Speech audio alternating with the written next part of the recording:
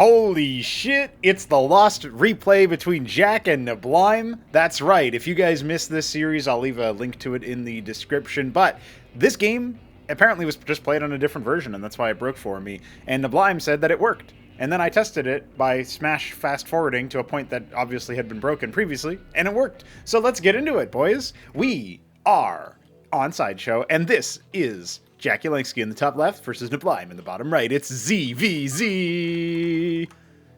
Hope you guys are excited about that. I think we have the best ZVZ out of any Starcraft version ever made, and it's not even fucking close, boys.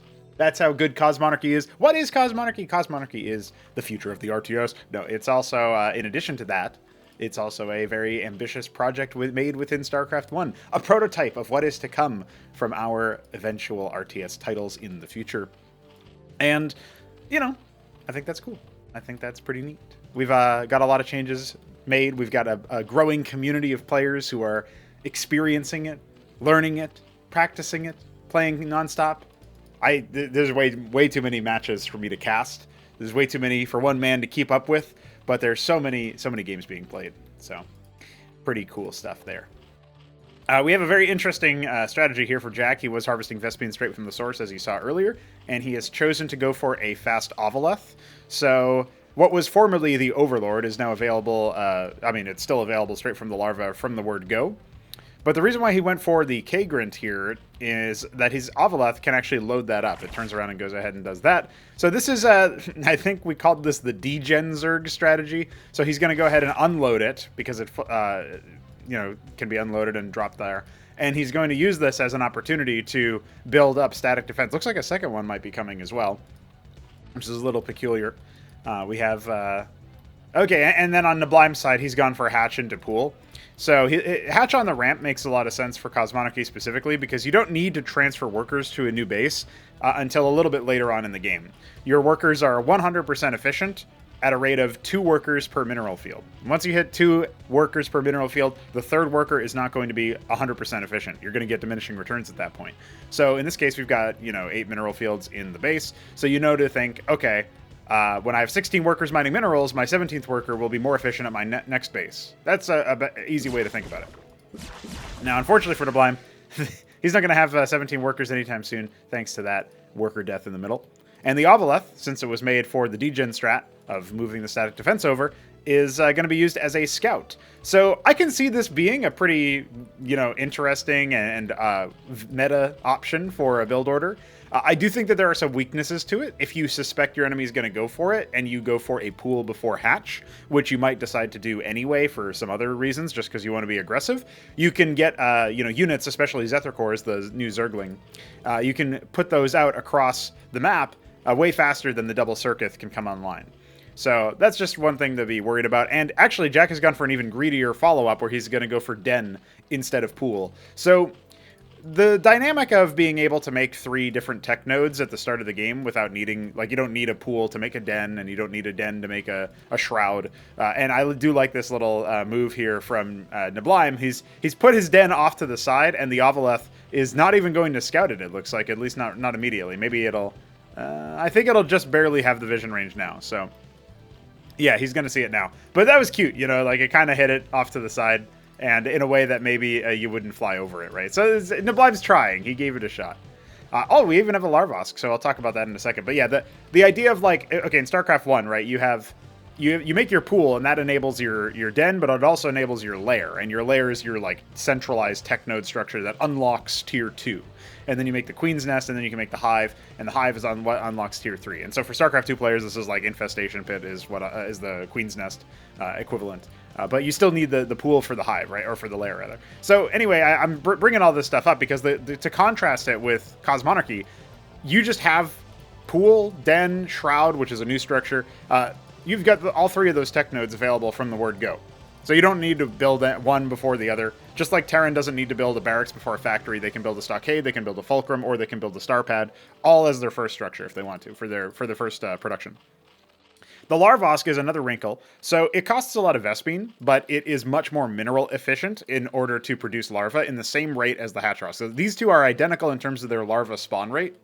And the idea is I make Larvosks because I have a lot of Vespene for one reason or another, and I want to conserve on my mineral spending, and, you know, yada, yada, yada. So that's the main idea. I mean, I guess it also, you know, it's more space efficient, but Zerg doesn't usually have space troubles. We do have a little bit of a third base being set up here for Jack, faster than his opponent. I would say Jack is nominally ahead in a macro sense, but since Neblime has more tech available to him with pool units and den units, I do think that he's going to have the more rich option set for getting into the mid-game. I do think we'll get into the mid-game. I don't think... I mean, this Obelith is still alive, so technically we could see drops up here, like we could elevator some units around or whatever. But Jack is pretty well fortified. He's got 5 Hydras. He's actually, he might even path over this. So when you burrow a unit, it is revealed by standing on it. And so he happened to take a path over there that revealed it, so that helps. Obviously, the Obelith is the detector, so it would also see that. Neblime's done a generally good job of, you know, having units available and being able to shark up across the map and, you know, at least see what his opponent is doing. But with the Hydra count, okay, the Hydra count's filled out quite a bit for Jack, so this fight is not going to go Neblime's way almost certainly. He's got 2 more Hydras sort of trailing in. You know, it might be a little bit on the closer side. We have some cute burrow micro to try to, you know, save some of the units, but you know, this is a closer reinforcement point. These units coming in are okay. There's going to be some power coming in, but I still feel like, you know, Jack has like what, it was 7 earlier for the number of units available. Yeah, when the Hydra goes down here, this rest of this push kind of ends. He's not going to be able to bust down the armor for the hatch or anything like that. So we do have more Hydras sort of streaming in. It's fine by Jack, and he's happy to just bully the rest of these units. In fact, the focus fire there was not on the low HP Hydra, which is a little unfortunate. We don't have a feature that, like StarCraft 2 has this feature where you can enable, and pretty much everybody does, enable the health bars all the time. We don't have that feature in Cosmonarchy yet. That will be something that we investigate later on, because I think it's probably fine to do it. Although I also think that maybe there could be more elegant ways of doing it than displaying it as UI pills. Because if you think about it, it could be something like, you know... unfortunate as that's just sort of charging on it. It could be something more like the unit visibly deteriorates, you know, visually, and you track the state, like, oh, okay, it's got less than half health because it's, you know, bleeding or something, right? I think that would actually be better. Maybe we could explore a world where we do that, but we have 150 units or so in Cosmonarchy, so it's a little bit hard to make a statement about like, oh yeah, we're just gonna make 2 versions or 3 versions of every unit. Like, that'll work. So these Zets are probably just going to end up being used for scouting, laying some burrow. I was going to say traps, but that's not really the right word. We do have a mutated den coming up, as well as some more Kagrants. So it looks like Jack is going to try to expand his larva production. I'll talk about that mutated den in a moment, but first I'm just tracking the production. Looks like we are going up to 5 hatch, with this Larvosk being basically effectively 6 hatch. On the Neblime side, we haven't really looked at his base in a while, but it looks like his third base is coming up and running. I noticed that, okay, our players are harvesting Vespene from the thirds, so I was just trying to keep track of that. The Shroud is down. So I'm not sure what Neblime's planning on with the Shroud. I guess he's probably just going to make Zoristelets. They are a very tanky unit. That also allows for reinforcement, and if they hit a unit, they're a melee unit. If they attack a victim, the victim then becomes this sort of beacon for other allies. So I could take a Zoristelet, attack a unit, and then my other Zerg units are going to move faster moving towards it, right? So that's a way to have some gap closing potential there. 12 o'clock now in the sights for Jack. He is going to get it down before the Zethicor can get on top of it. One thing you probably will end up noticing as you learn about Cosmonarchy is that the order timer are the order timers and stuff, like the little delays here and there, they've mostly been removed, so the units are a lot more responsive. We have a nice little trap here, so this was anticipated. He flew over a Zethicor, and these Skithicors, these yeah, that's a little unfortunate. So all of these very expensive air units here are there to raid worker lines and do some economic damage. And he's going to now just use them for scouting, because unfortunately for Jack, the Hydras, they sprung the trap. It flew directly over this burrowed Zethicor there. We do have tier 2 on the way for both of our players, actually, but Jack is ever so slightly ahead. Again, he's nominally economically ahead. He's got a little bit more on the worker count, and it's like by 4. We got some anti-air defenses being made, so I think Neblime dipping down a little bit because he had to use his workers for that. This one's still being completely empty, so a follow-up attack could be pretty lethal there. Something I'm noticing, another newcomer that we have, jakulangski is a bit new. Neblime, on the other hand, is much more studied, and I would say steeled, has definitely played a lot more. And so he's even burrowing here to make sure that this Hatchrosk finishes, so that it can't be canceled when the Hydras show up. And so, yeah, this is a little bit awkward here for Jack. He's not going to have his 4th base. After all, he's going to move his units up around. So the Evolved Den unlocked those flyers that we saw that, unfortunately for Jack, didn't really do too much. But it also unlocked this unit here. This is a Hydralisk mutation. So you can mutate units just like you used to be able to in StarCraft 1, if you think about it. You can take your Hydralisk and turn it into a Lurker by default. So in Cosmonarchy, Lurker is the Lakizalisk, and it's made from the larva. But the Hydra mutates into the Bactylisk, and the Bactylisk is like an artillery-type unit, in a way. We've got another round, and the Hydra's actually getting confused. We'll have to... I'm glad that I looked at this again. I'm curious as to what caused that particular bug, because obviously the unit should just continue attacking. Those are like, hey, we can figure out and fix, you know, Blizzard's issues with the code much easier. So I'm happy about that. I was wondering where... I saw some movement down here. It looks like I'm going to be going over and taking that bottom left location with that Hacharosk. And so he's putting it up on the high ground so that he can defend, so that this move here that he's doing to his opponent doesn't happen. And so we've got yet another attempted move out here from Jack, which is, you know, invariably going to end up, you know, biting him in the rear end here as this gas is being capped. So when you cap a geyser, you increase the yield. And look at this, 9 o'clock being taken, but 3 o'clock is already up. So Neblime is now definitely ahead, economically speaking, even though we've got relatively even worker counts. The big deal is the gas nodes, right? So you definitely want more Vespene. If you can have it, if you can help it. This hatch on the high ground is something that has been pioneered by Neblime, actually. You can see he's done it over here, and he spread the Kagro over here. I'm not sure if he uses Zavaleth for that, or if he just spread it normally. But, yep, the trigger was pulled over here. Doesn't look like we're going to get a cancel on either of those. Obviously, the hatch did actually finish. And looks like Jack is fed up with this. He's just going to go ahead and throw it at him. But, yeah, I was mentioning another newcomer when these Hydras came on down. Oh, this is going to be a bad fight. I mean, he can still win it. It's just a question of, do you want to deal with all of that? And one thing I am noticing is people have a hard time moving their frontliners into the front line, right? Brood War unit movement, or Brood War style unit movement, as far as general army patrols and stuff, it can be pretty difficult. So getting up a ramp is very, very cumbersome. And that's one of the reasons why we've been expanding things like the ramp. So like this ramp is much more permissive than it used to be, for example, on this map. We've like widened a lot of the chokes a little bit. And it's still really difficult, so I think it's fine. Like, we don't need to widen it even further necessarily. In some cases, maybe we do. Oh, and I love this play. Okay, so we've got the Goswell that's moving around. These are advanced workers. They're not really designed to be... they're not designed to be fighting units, but Jack is thinking that they could be. And so he wants to poke in here and kill a couple workers or something, but unfortunately for him, he's finding it very well protected. So... let's see what he ends up doing. He's sharking around. He's got some units coming on in, but obviously the 2 circuits are going to be more than... oh my god! He did it! He did the move! I thought for sure that was the case. So this is a very silly move, but he gas stole, basically. The circuits are over here to kill this, though, so it's going to go down. Wait for it. And one more salvo. There we go. Not canceled. But hey, that, you know... it showed off a feature, I guess. I was wondering what could we even say about that. So the Vilgoricores are out. When these units take damage, they start a channel, and the channel creates a very brief Carapace swarm. And unfortunately for Neblime, the rest of his army wasn't actually there to hold out for it, and we even had some Hydra sneak in from the right-hand side to cause some more trouble. So Matroleths are out as well. The Matroleth is a very vital spellcaster specialist support unit.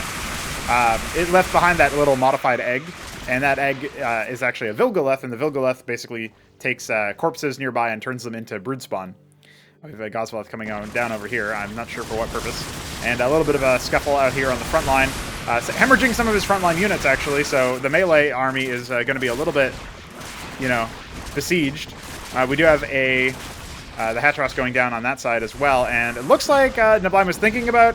Jack was thinking about charging up over here. Unfortunately, Neblime is actually going to lose his Matroleth. That's a bit of a misplay, moving just all of his army at once, trying to protect this flank. But the big fight is definitely over here, and it looks like Jack fancies himself the ability to make it up here. We have some of the units streaming in, and that's actually keeping these defenses operational for that much longer. Because these defenses are getting a lot of value, right? Like if we hold alt, we can see damage dealt 1,000, 500, almost another 1,000, another 500. So, like, it's a lot. plus the fact that we have this flank coming in on the other side. So this is a very tight move. I don't know if Jack... It doesn't look like Jack has any reinforcements coming. So he needs to be able to hold in this situation, funneling his opponents on through. Matroleth's still alive over there, not being focus fired. Neblime definitely trying to surround and eliminate the enemy. He's got some ensnare on, so the back line is completely exposed now. There's no frontliners left for Jakulangski. And his units are being infested by the Matroleth. That's just rude. We got more reinforcements finally coming in for Jakulangski, but the front line has arrived after the back line has been killed, so not ideal. We've got many more units over here.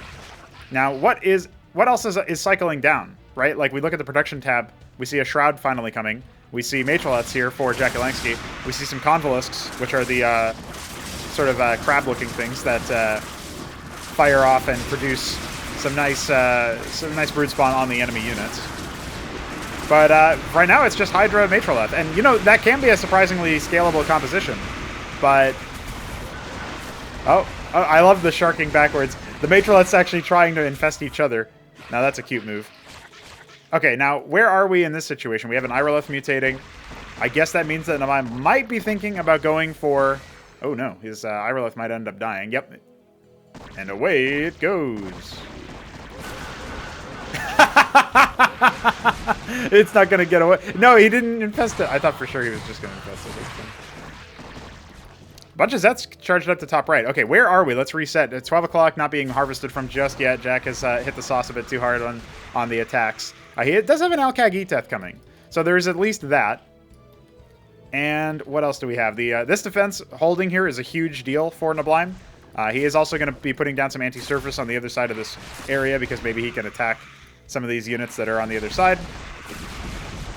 Some workers being transferred on over, but yeah, unfortunately for that, that's not going to happen. The Zets charging on in. Oh, look at this. We even bring some Matroleths over here, so that's really good for DPS debuffing. It looks like... I don't know what happened here. I think he stole this. That looks like an infested structure to me. Oh, did he infest a Droleth as well? He's making more. So this is a really nifty... Yeah, that's an infested structure. All right, okay. So the Matroleths can channel and infest, and then if the structure dies during that channel, or the unit dies during that channel, it's infested. So that needed to be cleaned up, and that was an expensive loss. Going up at this point, we have bottom left being taken. This is a double gas base, but only one of the geysers is currently being harvested from by Neblime. So yeah, you have to say Neblime is probably advantaged a little bit. But look at the gas bank, right? This is intentional. It takes 2100 Vespene to go up to tier 3, and his tech node was a Shambler. So there's a 1 in 256 chance for some units to get unique renames, Easter egg names. And because Shambler was known as the player who would burrow his first worker in the choke to reveal the enemy move out, we called Droleths there's a 1 in 256 chance for the worker to be a Shambler. And because of the fact that the name is carried over when you put down a structure, it means that when you mutate the structure, it's also called Shambler. So Shambler is everything, basically. That's quite funny. And yeah, you just saw it there. He did start mutating that tier 3. So this is a big deal. Jack is going to have tech tempo, and he has had tech tempo in a lot of the matches that we've seen. But in this battle, streaming in through this little tight nook on the left, I'm not so sure that he's going to be able to hold this. Some of his units getting tripped out over here as he's trying to actually take the interior 12. But there's way more reinforcements coming in from Neblime.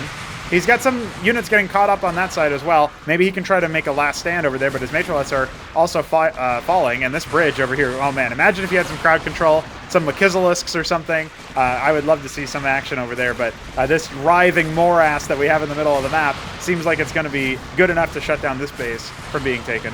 So maybe top right needs to be taken instead from Jack, but I love the idea.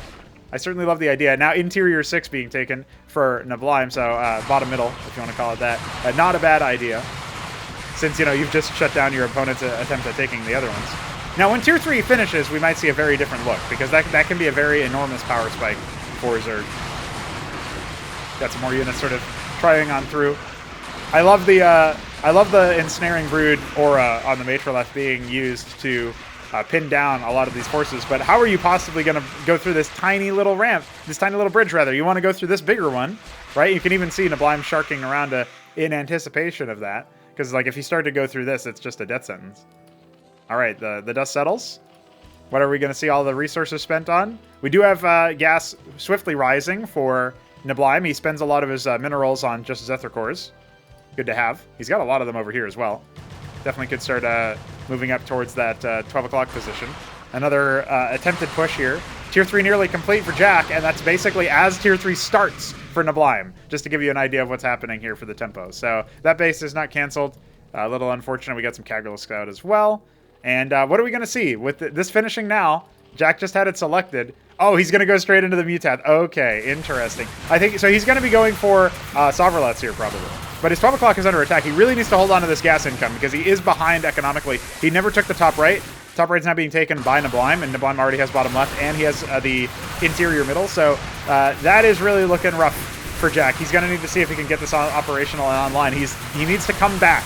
He needs to be able to complete the comeback. And that hatch getting infested, that might be the end of the line there anyway. So can he hold out long enough, right? That's the question. We've got more units streaming on in. Is Tier 3 even going to be necessary for Neblime? Is the tech even going to be possible? So here's one thing that he's doing. He's actually using the Oxal Cesian. He's mutating his Larvosk into that upper tier one. And that's significant because it means that he'll be able to go straight for Sovrelets immediately, which could be really scary in this situation. The Haunt is done. He doesn't have that much Vespene stored up, but his opponent using a lot of Zethar Cores could be the end of Neblime, because the Sovreleth is sort of like a Zerg super weapon in that it clones itself based on corpses, so it'll consume corpses to turn them into eggs. And so if you're throwing a lot of chaff at your opponent thinking, I'm just going to overwhelm them with numbers, and then Sovrelets hit the deck, and 5 of them are being made, that is a pretty big deal. So we're going to have to see. Jack is desperately holding out, really hoping that he can make this happen. His gas income has fallen so low since he's lost 12 o'clock. He does have this 3 o'clock or 9 o'clock base up and running. He does have seemingly good gas saturation on all the bases. But here, you know, as he comes in and he sees oh, you got the Kafalosk, oh, you got the Oxal, what's going on here? And the Sovrelets hatch. Each one of them is a 2 per egg kind of situation. There's not really that much anti-air over here. In fact, there's hardly any at all. So the Hydras are going to be the only source of combat that Jack has to worry about. Otherwise, he's just going to be a feeding frenzy over here as he tries to make more and more Sovrelets out of these corpses. And look at this, we even have the Convalisks and such over here. That's going to, oh my goodness, that's going to result in so many extra Sovrelets you just saw over there. They all spawn in, and there's 46 of the bad boys with more of them coming thanks to the brood spawn. Neblime has handed his opponent a massive amount of forces, but look, as the count increases, the movement speed decreases, the range increases, they become more like a blob of artillery, and you can see they're trying to escape each other. They're trying to sort of filter out into the bottom, but we have such a morass of units in the middle. Both bases in the middle being taken by Neblime. He is going for the Axe Toth. He's going for all the tier 3. He's going to try to see if he can maybe use a nice variety of units to counteract this swarm, this blob of doom that is amassing in the bottom left. And you know what? When it's amassed like that, where is the reaction? What's the reaction going to be? We've got Sovrelets at the 3rd for Jack, trying to hold out here. But he still has to worry about a counterattack. Neblime still can just walk up here and make a lot of things happen. Now, the concern for me would be whether or not the Sovrelets just could, become another blob, and it becomes even more powerful and even harder to deal with. And it absolutely could. Again, we don't have that much anti-air over here. We got more Sovrelets in the main that are absolutely going to start hitting. And look at this. The reaction is to bring in the Sovrelets back from home. No, he's going to descend upon his opponent instead. Maybe that makes a little bit more sense. But all of these units getting caught, trying their best to do some action and path in. Neblime, what are you going to do? What's your reaction to this? He's got Alcagalisks coming. But Jack, on the other hand, has so many minerals he could be throwing into, Zethar Cores or something like that. Sure, he's lost the 3rd base. That's even more gas income gone. But he might be able to fight back with just the Sovrelets. I don't know. He's trying to get resources out of just his APM by cloning Sovrelets with the corpses. By the way, the Sovrelets that were originally made from conventional sources are ones that do leave behind corpses, but if they were birthed from the egg, they do not leave a corpse. So you can't, have recursive Sovrelets with that sort of thing. There's Excetralisks out. They deal crowd control damage, so this is not a bad shout. The Zarkavacor, another good choice. You can see here the Sovrelets are starting to get eaten apart, and, your corpse still exists if you fall into water or whatever, but it's a little bit harder to get access to. And Neblime just has so much more economy. Now, upper 12 has been taken out, but again, there's not really any way for Jack to move across the map. I was going to say, when they blob up like this, and they get so many of them in one location, Sure, it's dangerous to attack into, but you can just bypass it like Neblime has been doing. Unfortunately, his Eccentralisks are coming in from a little bit of an awkward position, but look, there's still more than enough to deal with this situation, right? The Eccentralisk is a uniquely good choice here, because when it takes fatal damage, it doesn't actually die. It reverts to a weaponless state, which actually has lower attack priority. So what you're going to see is that they just leave behind corpses less frequently than other units that you might be able to field. But at the same time, we have Zarkavrakor, we have an Alcagilisk. I think there's a couple other... Yeah, okay, he's got a sort of like massive of sort of space whales, if you want to call them that. Obviously, with some Sovrolets still over here, it's potentially dangerous. And you might not be able to get up here, although Eccentralisks are pretty good at sieging defenses as well. But looks like it's not going to end up happening. We don't have any front line with them. And I think this is too much. This is way too much for the Sovrolets to deal with. So Jack needed to use the Sovrolets to reestablish control, but he didn't. He just went all in on the Sovrolets and then was like, wait, I have no other units and bases. I still definitely favor Neblime here, which is, you know, to be honest, if Jack was able to win the game with Sovrolets only, that would have been a concern for me. And maybe I would have had to think, like, okay, did Neblime misplay, or what happened over here? But you can see the Eccentralisks are more than capable of dealing with the situation. We do have more Sovrolets arriving, but again, oh no, all the Gitorcors. It's not a bad shout, but they just stack up on top of each other, and the Eccentralisk does flash, so that's a little bit awkward. You can see all of the Eccentralisks over here waiting patiently for their weapon to restore, because after 8 seconds, they sort of come back in that way. And the rest of the force is going to be over here. Once these Sovrolets are gone and done for, it's going to be it for Jack. There's just nothing left. He's got 9 o'clock up and running, but that's probably going to be the next target since it's not depleted. It's a live base. We have more Sovrolets coming up over here, but he has no answer to the Eccentralisk or the Alcagilisk. I mean, I guess he doesn't have an answer to the Eccentralisks either.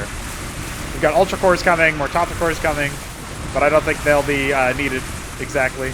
And look at that. I think Neblime infested a Sovroleth, or he made one of his own. Does he have a Tozrel? He doesn't even have a Spire. I don't think so, no. I think he actually infested a Sovroleth. Yeah. That's baller, honestly, if that's the case. I couldn't see if he made it earlier in the game or something, but goddamn. All right, well, there you go. Some exciting ZVZ action from Neblime and Jakulangski. We got that replay working after all, and I'm glad we did. It was a cool game. Join us tomorrow for more Cosmonarchy. And yeah, I'll see you guys later.